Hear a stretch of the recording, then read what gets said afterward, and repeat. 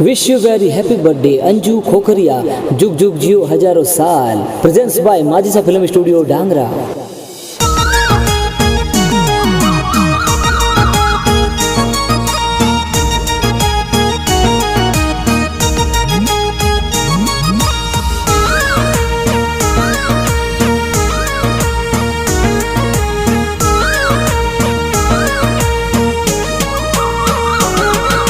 Wish you very happy birthday dear Anju आपने। खोकरिया थोड़ी जाती कही जे दिल दर गाव प्यारो। सुरेश जी जादूगर, पापा जी सविता देवी माता जी। मम्मी पापा तो घना घुसेला केक थोन खिलावे। रवीना जोरी छोटी बहन केक प्यारो खिलावे। परवीन जी भरत जी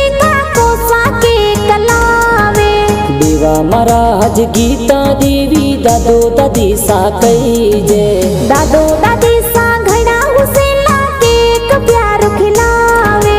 माजी सा फिल्म स्टूडियो डांगरा में गाना बाजे। नेपाल सिंह जी